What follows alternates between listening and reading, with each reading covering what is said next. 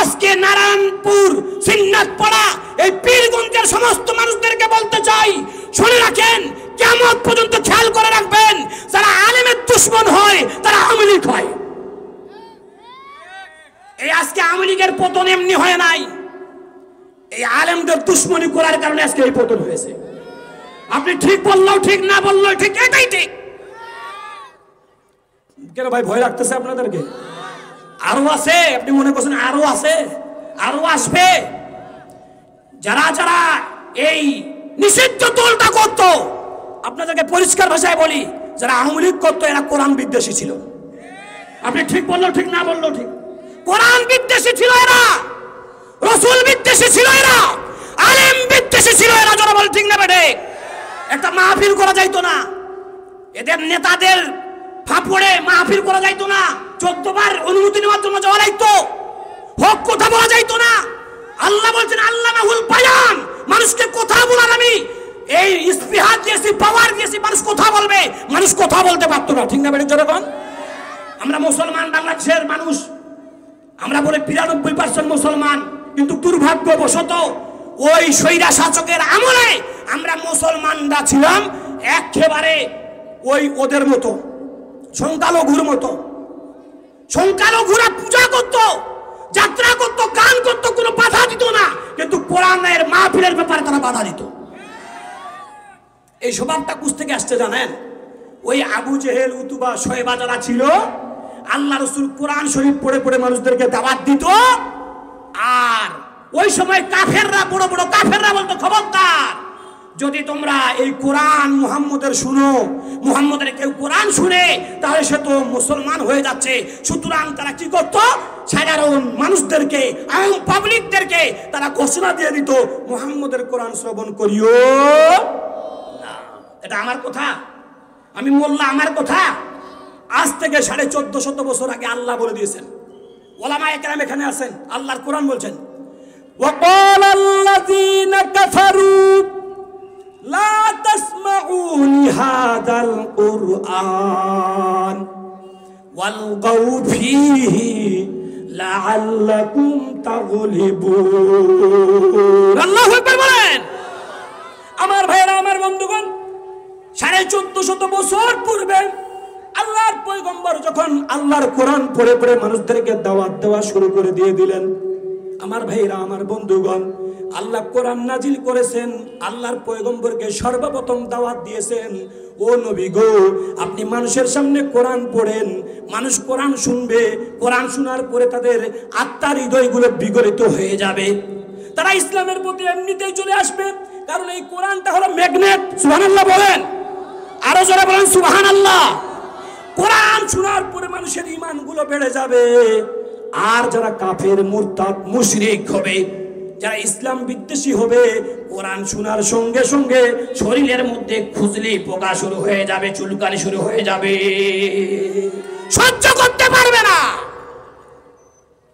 ওদের গায়ের মধ্যে জ্বালা শুরু হয়ে যাবে। আমার ভাইয়েরা, আমার বন্ধুগণ, আল্লাহ কোরআনুল কারীমের মধ্যে আয়াত নাজিল করে দিয়ে বলছেন, উতলু মা উহিয়া ইলাইকা মিনাল কিতাব, হে নবী, আপনার প্রতি যে কিতাব নাজিল করেছি আমি, এই কিতাব আপনি পড়ে পড়ে মানুষদেরকে দাওয়াত দিয়ে দেন, কোরআনের দাওয়াত দিয়ে দেন। জোরে জোরে বলেন না সুবহানাল্লাহ। আল্লাহর পয়গম্বর বাড়ির ভিতরে কোরআন তেলাওয়াত করতেছে, সেই জামানার ঘটনা। আবু জেহেল, উতবা, শয়বা, মুগীরা, আবু লাহাবেরা রাতের বেলা ঘুমাইতে পারে না। কি সুললিত কণ্ঠ ভেসে আসতেছে, আল্লাহর পয়গম্বরের তার পবিত্র জবান দিয়ে কোরআন পড়তেছে, আর কাফেররা আরামের ঘুম হারাম করে দিয়া তারা যাইয়া আল্লাহ রাসূলের ওই কুড়ে ঘরের চতুর্দিকে কান লাগিয়ে লাগিয়ে এই কোরআন শুনতে জোরে বলেন সুবহানাল্লাহ।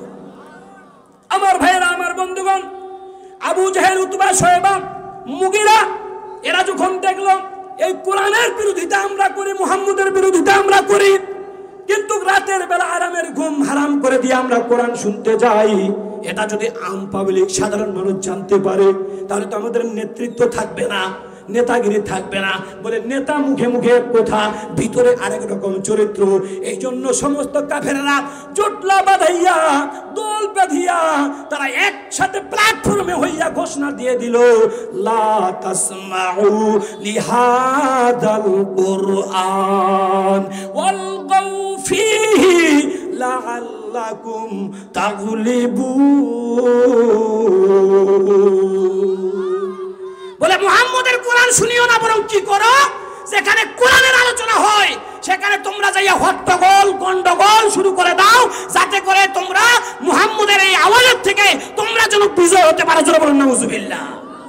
কোরআনের আওয়াজ বন্ধ করে দেওয়া এটা কাফেরদের বৈশিষ্ট্য ছিল।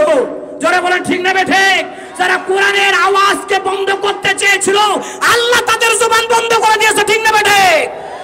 বাংলার জমিনে আজকে তাদের ঠাঁই নাই, ঠাঁই নাই।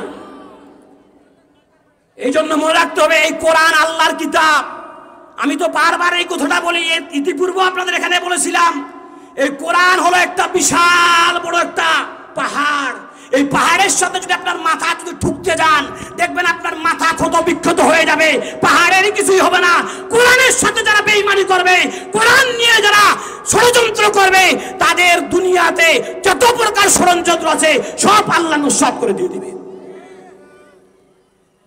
আমার ভাইয়েরা, আমার বন্ধুরা ভালো করেছেন মজার কথা।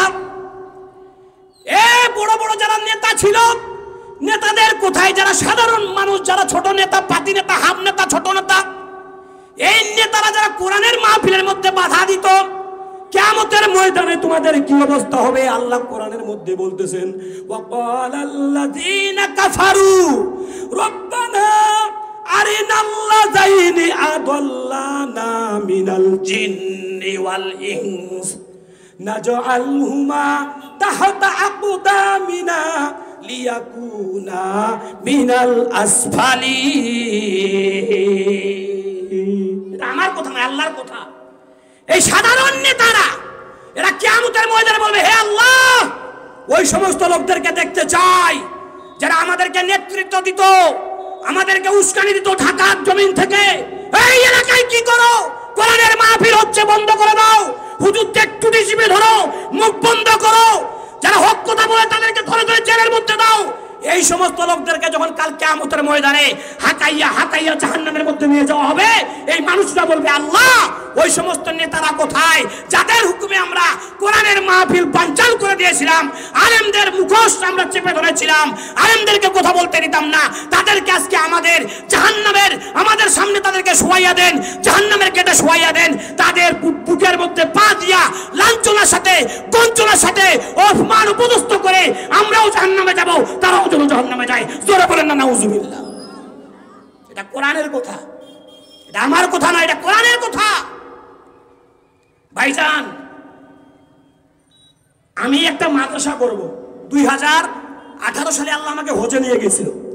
কাবা শরীফের গিলাফ ধরে দোয়া করলাম, আল্লাহ আমি যেন একটা মাদ্রাসা করতে পারি। আমি এমনিতেই সরকারি মাদ্রাসায় চাকরি করি, তো একটা হাফিজিয়া মাদ্রাসা করব। তো আমি নিয়ত করলাম 2 লাখ টাকা ইনভেস্ট করব। তো 2 লাখ টাকা দিয়ে জায়গা কিনলে মাদ্রাসা হয় না, মাদ্রাসা কিনলে জায়গা হয় না। তো যাক, আমি 2 লাখ টাকা নিয়ে নামলাম, জায়গা কিনবো। যা লাগে কত টাকা। তো আমি জায়গা কেনার উদ্দেশ্যে যখন এক এলাকায় গেলাম, এক আল্লাহর বান্দাকে বললাম, ভাই আমি মাদ্রাসা করব। বলছে, তুই যখন মাদ্রাসা করবি, জায়গা যখন কিনতে আসিস, যা, আমি 1400 জায়গা তোকে এমনি দিয়ে দিলাম। মারহাবা বলেন, আরো জোরে বলেন মারহাবা। কারণ এই মাদ্রাসাগুলো হলো দ্বীনের ঘাঁটি, ইসলামের ঘাঁটি, ইসলামের দুর্গ। জোরে বলেন ঠিক না বেটে? আপনি কয় ওয়াক্ত নামাজ পড়েন? কতক্ষণ আপনি সুন্নতের উপর থাকেন? কতবার আপনি মেসওয়াক করেন? কতবার আপনি পেশাব করে পানি নেন? কয়দিন আপনি তাহাজ্জুদ নামাজ পড়েন? সাধারণ মানুষ যদি লাগাতার যদি খালি একটু নামাজ পড়ে 2-1 বছর, ওর অহংকারে জান বাঁচে না। তুই কি নামাজি হয়েছিস? মোর মতন তুই নামাজি হয়েছিস? মুই এতদিন ধরে নামাজ পড়ছু, কি কয় কিনা জোরে বলেন? আজ পর্যন্ত একটা হুজুরকে দেখছেন যে নামাজ নিয়ে বড়াই করে, সুন্নত নিয়ে বড়াই করে, টুপি নিয়ে বড়াই করে? কোনোদিন তারা বড়াই করে না। কারণ তারা নিরলস ভাবে দিনের প্রতি তারা দিনের কাজগুলো আঞ্জাম দিয়ে আসতেছে। পরিষ্কার মনে রাখতে হবে, দিন রক্ষার যদি কোনো দুর্গ থেকে থাকে, ঘাঁটি থেকে থাকে, সেটা হচ্ছে দ্বীনি মাদ্রাসা।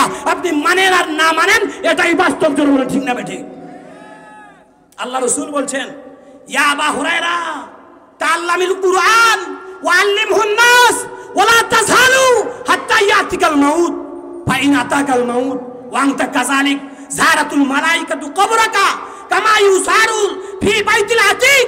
আল্লাহ রাসূল বলছেন, হে আবু হুরায়রা, তুমি নিজে কোরআন শিখো, মানুষদেরকে শিখাইতে থাকো, এই কাজ করতে থাকো। যারা বলো সুবহানাল্লাহ। হাত্তা ইয়াতিকাল মাউত, যতক্ষণ না পর্যন্ত তোমার মৃত্যু চলে আসে। ফাইন আতাকাল মাউত, তুমি নিজে কোরআন শিখতেছো, মানুষকে কোরআন শিখাচ্ছ, এই অবস্থায় তোমার মৃত্যু হয়ে গেছে। ভালো করে শোনেন, আল্লাহ রাসূল বলছেন, যারাতুল মালাইকাতু কবরাকা, তোমার কবর জিয়ারত করবে আল্লাহর নূরানী ফেরেশতারা। জোরে বলেন সুবহানাল্লাহ। আমাদের কবরের পাশে যায় কে? সুদখোর, জুয়াখোর, চাষাড়ু, ডাবাড়ু, চুয়াড়ু, মোদারু, এরা যায় আমাদের কবরের কাছে। এদের দোয়া কবুল হতেও পারে, নাও হতেও পারে। ঠিক না বেটি? জোরে বল। আচ্ছা বলেন, আল্লাহর নূরানী ফেরেশতা, তাদের কোনো গুনাহ আছে? ফেরেশতাদের গুনাহ আছে? আল্লাহ রাসূল বলেন, যারাতুল মালাইকা কবরাকা, তোমার কবর জিয়ারত করবে আল্লাহর নূরানী ফেরেশতারা। কামা ইউসারুল বাইতুল আতিক, যেমনি করে পৃথিবীর বিভিন্ন দেশ দেশান্তর থেকে, পাড়া মহল্লা থেকে মানুষরা হজ ব্রত পালন করার জন্য, আল্লাহর কাবা শরীফ তোয়াফ করার জন্য মক্কার মধ্যে যায়, আল্লাহর নূরানী ফেরেশতারা যে যেখানে আছে ওখান থেকে নেমে এসে, ওগো আল্লাহর বান্দা, ওগো আল্লাহর বান্দা, শোনো, তোমরা যারা কোরআন শিখো, কোরআন শিখাও, এই কাজ করতে করতে তোমরা যারা মারা যাও, তোমাদের কবর জিয়ারত করবে আল্লাহর নূরানী কাফেলার ফেরেশতারা। যারা বলেন সুবহানাল্লাহ। আপনি কি মনে করেন, যারা হুজুর তারা কি সবাই গরিব মনে করছেন? সবাই ফকিরের বাচ্চা? আপনি কি মনে করেন, যারা মানে হুজুর তারা কি সবাই ফকিরের বাচ্চা? আরে আল্লামা মামুনুল হক, যার কথা বললাম, বাংলাদেশে ঢাকা শহরে সর্বপ্রথম তেলের পাম্প ছিল এর বাপের। এত ঢাকাইয়া কারো এই তেলের পাম্প ছিল না, এই কোটিপতি ছেলে এটা।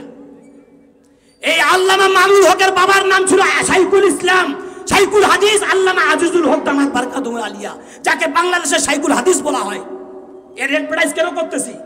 এই শাইখুল হাদিস আল্লামা আজিজুল হক, তিনি যখন লেখাপড়া করার জন্য বিলাতে গেছেন, লন্ডনে গেছেন, তার বাড়ির পাশেই তার একজন চাচাতো ভাই, সেও বিলাতে গেছেন লেখাপড়া করার জন্য।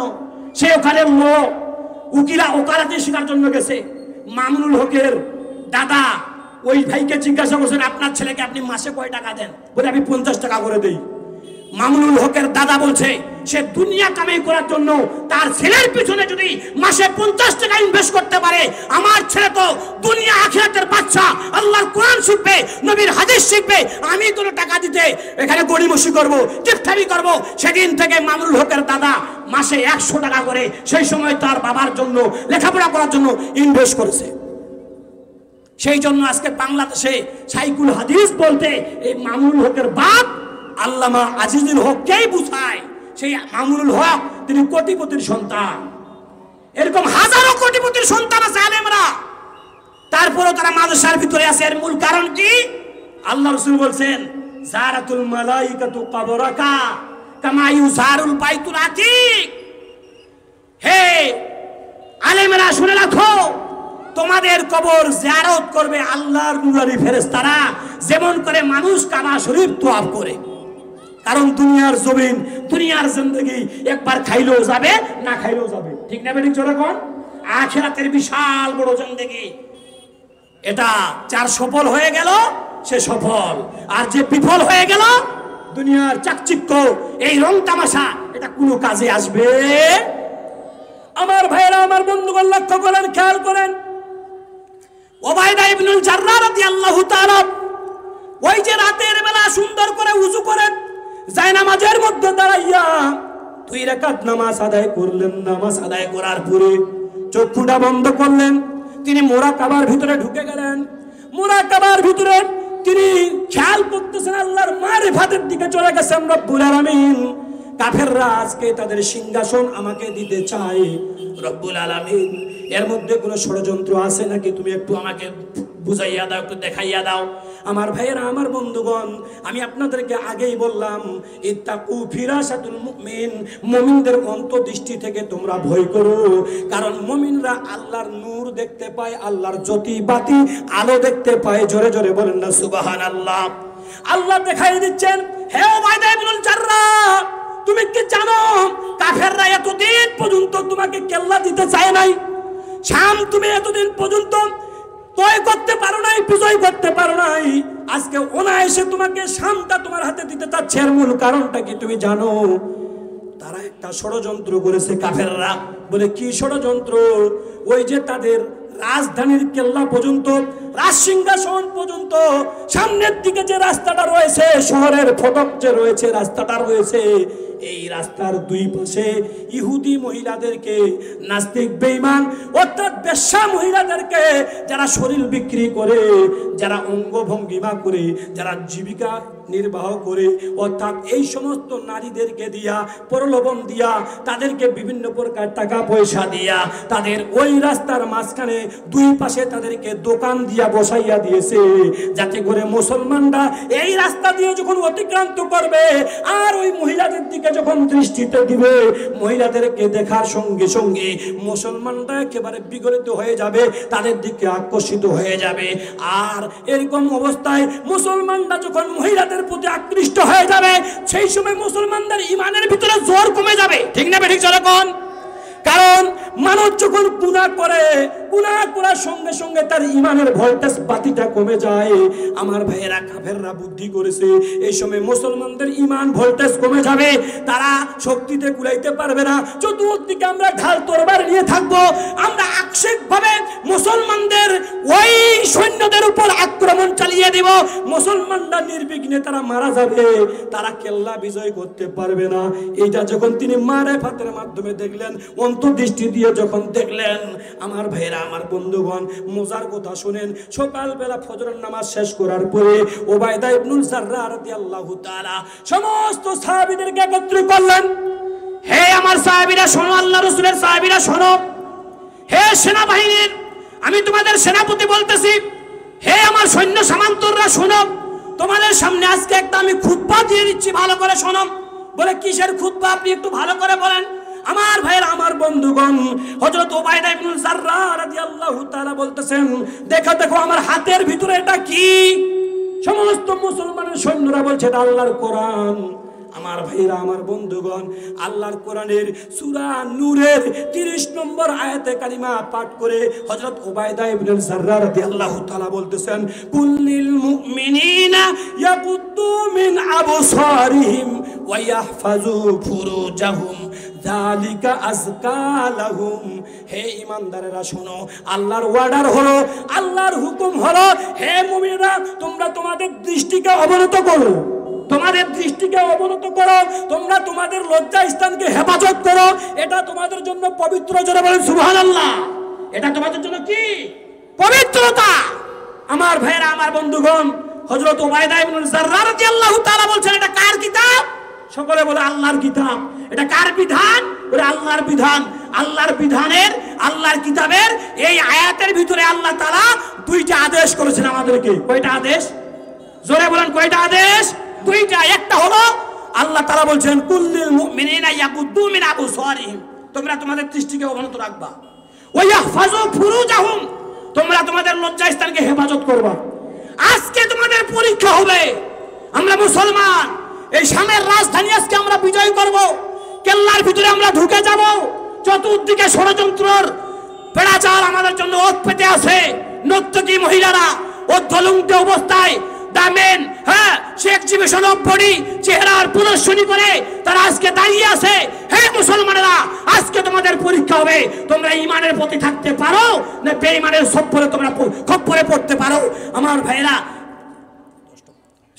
হ্যাঁ আমার ভাইয়েরা, আমার বন্ধুগণ, শেষ পর্যন্ত হযরত সমস্ত সাহাবীরা ডাক দিয়ে বলছে, হে আমিরুল মুমিনিন মুজাহিদিন, আপনি ভালো করে শুনেন, আমরা কখনো আল্লাহর বিধান লঙ্ঘন করব না।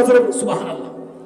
সমস্ত সাহাবীরা ঢাল তরবারি নিয়ে তারা সামনের ওই যে ফটক দরজা খুলে দিয়েছে, শহরের মেন দরজা খুলে দিয়েছে, দরজার ভিতর দিয়ে সাহাবীরা হম হম হম হম করে মাথা নিচু করে হাঁটা শুরু করতেছে। একজন সাহাবী আরেকজন সাহাবীর দিকে তাকাইয়া তাকাইয়া বলতেছে, কুল্লিল মুমিনিনা ইয়াগুদ্দু মিন আবসারিহিম ওয়া ইয়াহফাজু ফুরুজাহুম। আমার ভাইয়েরা, আমার বন্ধুগণ, আরেকজন সাহাবী আবার আরেকজন সাহাবীর দিকে লক্ষ্য করে বলছে, কুল্লিল মুমিনিনা ইয়াগুদ্দু মিন আবসারিহিম ওয়া ইয়াহফাজু ফুরুজাহুম। এ ভাই শোনো, আল্লাহর কোরআন বলতেছে চক্ষুকে অবনত করো, লজ্জা স্থানের হেফাজত করো। এই ভাই আবার ওই ভাইকে বলতেছে ভাই চক্ষু অবনত করো, লজ্জা স্থানের হেফাজত করো। আমার ভাইয়েরা, সাহাবীদের মুখের ভিতরে শুধু গুনগুন গুনগুন করে আওয়াজটা, এই আয়াতের তেলাওয়াতটা বের হচ্ছে। এই তেলাওয়াত করতে করতে মুসলমানরা শহরের একেবারে ওই প্রথম ফটক থেকে খুলে শুরু করে শহরের মধ্যপ্রাচ্য থেকে শুরু করে একবারে তারা ওই রাজধানী পর্যন্ত পৌঁছে গেছে, রাজ সিংহাসন পর্যন্ত পৌঁছে গেছে। সুন্দর করে তারা সিংহাসনের মধ্যে বসে পড়ছে। মুসলমানরা একেবারে আল্লাহর ওই শান্তিটা বিনা পরিশ্রমে তারা বিজয় করে ফেলছে। জোরে বলুন সুবহানাল্লাহ। এই যে মুসলমানেরা এদিক সেদিক তাকায় নাই, যে সমস্ত মেয়েরা অর্ধলেঙ্গা ছিল, উলঙ্গ ছিল, নিজের চেহারার বডির যারা এরকম বডির যারা এরকম তারা প্রদর্শন করতো, তারা বলতেছে হাসা লিল্লাহ, এরা মানুষ না ফেরেশতা। আমাদের দিকে চাইলো না, আমাদের দিকে তাকাইলো না। আমার ভাইয়েরা, যে সমস্ত নর্তকীদেরকে ঠিক করা হয়েছিল মুসলমানদের ঈমান হরণ করার জন্য, সর্বপ্রথম ওই সমস্ত শহরের আশেপাশের ডানে বামের সমস্ত দোকানের ওই রমণীরা সর্বপ্রথম মুসলমানদের এই চরিত্র, এই গুণ দেখার সঙ্গে সঙ্গে তারাই মুসলমান হয়ে গেল। জোরে জোরে বলেন না সুবহানাল্লাহ। এই দৃষ্টি দেখার পরে, এই অবস্থা দেখার পরে সবাই কালিমা পড়ে মুসলমান হয়ে গেল। আলহামদুলিল্লাহ বলেন। আর আজকে আমাদের অবস্থা এমন হয়ে গেছে, একটা মেয়ে যদি যায়, ওরে বাপ, কার মেয়ে গেল রে? নিজের মেয়ের বয়সের হলো না ভাতিজির বয়সের মতো হলো না মায়ের মতো হলো না বোনের মতো হলো, ও পলক দৃষ্টিতে এইভাবে এইভাবে তাকাইয়া তাকাইয়া দেখে। বেলজ্জা কথা না, বেহেয়ার মতো দেখে। লজ্জা শরম বলতে কিছুই নাই। আছে না নাই? জোরে বলেন, আছে না নাই? আল হায়া শুবাতুম মিনাল ঈমান। আল্লাহ রাসূল বলেন লজ্জা হচ্ছে ঈমানের অঙ্গ। যার লজ্জা নাই তার কিছু নাই। আজকে আমাদের সমাজের ভিতরে লজ্জা শেষ হয়ে গেছে, লজ্জা নাই।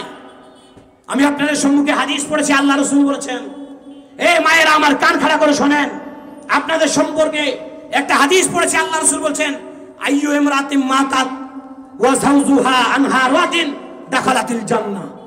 এমত অবস্থায় কোন স্ত্রী লোক যদি মারা যায়, মায়েরা আমার ভালো করে শোনেন, বোনেরা আমার ভালো করে শোনেন, আল্লাহ রাসূল বলছেন এমত অবস্থায় কোন স্ত্রী লোক যদি মারা যায় আর তার প্রতি যদি তার স্বামী রাজি থাকে, খুশি থাকে, আমার স্ত্রীটা ভালো ছিল, আমার স্ত্রীটার প্রতি আমি খুশি, আল্লাহ রাসূল বলছেন এই মহিলাটা কবরে যাইতে দেরি, কবরটার মধ্যে তার কবরের উপরে বাঁশ খের দিয়া, মাটি দিয়া, চাপা দিয়া অন্ধকার করতে দেরি, আল্লাহর জান্নাতের আলো দিয়া ওই ঘরটা পরিপূর্ণ আলোকিত হয়ে যাইতে দেরি নাই। জোরে বলে সুবহানাল্লাহ। আজকে বলেন মা বোনরা, দেখেন আপনারা আপনাদের স্বামীর প্রতি কিরকম আপনারা আচরণ করছেন, একটু লক্ষ্য করেন। আল্লাহ রাসূল বলছেন, আল্লাহ রাসূল বলছেন ইজা, মেয়েরা যদি 5টা কাজ করে তারা জান্নাতে যেতে পারবে। সুবহানাল্লাহ বলেন। যারা বলেন কয়টা কাজ? আল মারাতু ইজা সাল্লাত খামসাহা, মহিলারা যদি 5টা কাজ করতে পারে তারা আল্লাহর জান্নাতের মধ্যে যাইতে পারবে। এক নম্বর 5 ওয়াক্ত নামাজ যথা সময়ে আদায় করতে হবে। মেয়েরা নামাজ পড়ে? আপনাদের এলাকায় মেয়েরা নামাজ পড়ে? আপনি একটু লক্ষ্য করবেন, পুরুষের থেকে মেয়েরা একটু কম নামাজ পড়ে। ঠিক না বেটি? জোরে কোন? মাদেরকে যদি জিজ্ঞাসা করা হয় কেন আপনি নামাজ পড়েন না, এত দেরি করছেন কেন, বলছে সংসারে এই এই কাজ যায় নাই, এই এই কাজ শেষ হয় নাই। আচ্ছা আপনি বলেন তো, আপনি যদি এক্ষণে মারা যান এই সংসার কোনো কাজে লাগবে? এই ছেলে মেয়ে, এই স্বামী যার জন্য আপনি এই দীর্ঘ নামাজটাকে আপনি বিলম্বিত করতেছেন, এক ওয়াক্তের নামাজ আরেক ওয়াক্তে গিয়ে পড়তেছেন, নামাজ কাজা করতেছেন, এরা কি কেউ দায়ভার নিবে? কেউ নিবে না। মা, আপনি একাই দুনিয়াতে আসছেন, একাই আপনি মারা যাবেন, আপনার সাথে কেউ মরবে না, একাই কবরে থাকবেন, আপনি একাই হাসরের মধ্যে ময়দানে উঠবেন। সুতরাং আপনার সঙ্গে কেউ থাকবে না, কেউ যাবে না। আপনার আমল আপনাকে ঠিক করা লাগবে। ঠিক না বেটি? জোরে কোন? আবার অনেকগুলো স্বামী আছে, স্ত্রী যদি নামাজ পড়তে চায় স্বামী স্ত্রীকে নামাজ পড়তে দেয় না। ফেরাউন মার্কা কিছু স্বামী আছে সমাজের মধ্যে, ফেরাউন মার্কা কিছু স্বামীও আছে, আছে না? এই জোরে কোন? নামাজ পড়ে হবে কি, বেটা নিচে জাহান্নামী, স্ত্রীটাকে জাহান্নামী বানাইতে চাই। এই জন্য মাদেরকে আমি উদাত্ত আহ্বান জানাবো, মায়েরা আমার, আপনারা 5 ওয়াক্ত নামাজ পড়বেন যথা সময়ে, ওয়াসামাত এবং রমজান মাসের রোজা রাখবেন। আমাদের মহিলারা কিন্তু রোজা রাখতে পুটু, ঠিক না বেঠিক? জোরে জোরে কোন তো? যদি খালি বলেন যে কালকে রোজা রাখতে হবে, মুখের রোজা, রোজা রাখি ফেলছে, যদি ভাতও না খায় তখন নিয়ত করলাম। কিন্তু এটা আপনাদের এই ঠাকুরগাঁ পীরগঞ্জের এই অবস্থা যায় না, আমাদের এলাকার অবস্থা। আমার নিজের বাড়িতে আল্লাহ রসুল বলছেন যে তোমরা ইফতারি করো তাড়াতাড়ি, কি ইফতারি করো তাড়াতাড়ি। আর আমি আমাদের বাসায় দেখি, আমার বাসায় দেখি আজান দিয়ে দিছে মুয়াজ্জিন সাহেব, ও আমার মা ইফতারি করে না। ও মা কি ব্যাপার, আজান দিছে ইফতারি করে না? ওই হাঁস মুরগিগুলো এখনো ঘরের ভিতর ঢুকে নাই। হাঁস মুরগি ঢুকবে না নাই ঢুকবে, এটা তো হাঁস মুরগির ব্যাপার ভাই, ঠিক না বেঠিক? জোরে কোন? এই জন্য খবরদার হাঁস মুরগির দিকে তাকাবেন না, আজান দিলে সঙ্গে সঙ্গে আপনি ইফতারি করবেন। আল্লাহ রাসূল বলেন আল মারাতু ইজা সাল্লাত খামসাহা ওয়া সামাত শাহরাহা ওয়া আহসানাত ফারজাহা, যে সমস্ত মেয়েরা নিজের লজ্জা স্থানের হেফাজত করবে, আজকে বেলাল্লা পড়ার মতো আজকে মেয়েরা, আজকে আমাদের বোনেরা, আজকে আমাদের মেয়েরা, আজকে আমাদের চাচিরা, আজকে আমাদের ভাবিরা, তারা আজকে নিজের শরীরের প্রদর্শনী করে বেড়ায়, তারা আজকে অবাধ মিলামিশা করে, আসে না নাই জনগণ? আল্লাহ রাসূল বলছেন যে যে যে উম্মতি দুইটা শরীরের অঙ্গ, এই দুইটা শরীরের অঙ্গের যদি জিম্মাদারি কেউ আমাকে দিতে পারে, আমি রাসূল তাকে কিয়ামতের ময়দানে জান্নাতে পৌঁছে দিব। এক নম্বর হলো এই যে দুই ঠোঁটের মাঝখানে, দুই দাঁতের মাঝখানে জিহ্বা, এই জিহ্বার যদি কেউ, এটার যদি কেউ সঠিক নিয়ম ভাবে যদি এটার যদি জিম্মাদারি যদি কেউ যদি পালন করে, জিহ্বা দিয়ে মিথ্যা কথা বলে না, জিহ্বা দিয়ে হারাম খাওয়া খায় না, জিহ্বা দিয়ে ঝগড়া করে না, মিথ্যা কথা বলে না, জিহ্বা দিয়ে গীবত শিকায়ত করে না, এই জিহ্বা এই অঙ্গটার যদি কেউ যদি আল্লাহ রাসূল বলছেন জিম্মাদারি আমাকে দিতে পারে। আরেকটা হচ্ছে দুই হাঁটুর মাঝখানে, অর্থাৎ লজ্জা স্থান, নিজের হালাল স্ত্রী, হালাল স্বামী ছাড়া অন্য কারো সাথে অবৈধভাবে মিলামিশা করে না, এই দুইটা অঙ্গের যদি কেউ আমাকে জিম্মাদারি দিতে পারে, আমি কিয়ামতের ময়দানে তার জন্য সুপারিশ করে জান্নাতে পৌঁছে দেব। সুবহানাল্লাহ। ওয়াতাত বালাহা, 4 নম্বর হলো স্বামীর ইতাআত করতে হবে, স্বামীর আনুগত্য করতে হবে। মেয়েরা এখন স্বামীকে দাম দিতে চায় না, স্বামীর ভাল লাগে না। ওই বেরাকের যে মাস্টারটা আছে, আশা ঠেঙ্গা মারার যে সারটা এসে, ওরে বাপ, ওইটার সামনে একটা সাজি গুজিয়া মেকআপ টেকআপ পাউডার টাউডার লাগাইয়া ওইখানে যে আগা বেঁকে যায় বসবে, সার সার সার সার সার, মানে মুখ দিয়ে ফেনা বাইরে গেল, সারটাই মনে জ্বর ভাতার। আর নিজের স্বামীর কোনো দাম নাই, নিজের স্বামীর কাছে যায় একদম গন্ধ ঘাম টাম, মানে একটা সাজিয়ে গুছিয়ে আসবে, স্বামীকে রোমাঞ্চ দিবে, স্বামীকে একটু মানে আনন্দ ফুর্তি দিবে, এইদিকে নাই, স্বামীর কোথায় ছিল না। আর ওই কুণ্ঠে যখন যাবে মার্কেট করিবা, একে সাজি গুছিয়া চুল টুল ছাড়ি দিয়া, মানে সেই মরুণের সাজন সাজিয়া অধ্যলংটা হইয়া সাই করে চলে যাইতেছে। আর ওকে দেখতেছে পেট পিঠ সব খোলা দেখিয়া, মানুষ চুল টুল দেখে, তার বডি টডি দেখে কত করে মালটা গেল রে, কি কয় কিনা জোরে কোন? খবরদার মেয়েরা আমার, নিজের লজ্জা স্থানের হেফাজত করবেন, স্বামীর ইতাআত করবেন, 5 ওয়াক্ত নামাজ পড়বেন, রমজান মাসের রোজা রাখবেন। আল্লাহ তাআলা আমি সহ আপনাদেরকে সকলকে যে এই বিক্ষিপ্তভাবে কথাগুলো বললাম, আমাদেরকে আমল করার তৌফিক দান করুন। সকলে বলে আমিন, আর জোরে বলে আমিন। ওয়া আখিরু দাওয়ানা আলহামদুলিল্লাহি রাব্বিল আলামিন। আসসালামু আলাইকুম ওয়া রাহমাতুল্লাহি তাআলা ওয়া বারাকাতুহু। ধন্যবাদ মাহমুদুল হাসান সাইদি ভাইকে অধ্যকার সভার দ্বিতীয় বক্তা হিসেবে ওনার মূল্যবান বক্তব্য আমাদের সামনে পেশ করার জন্য।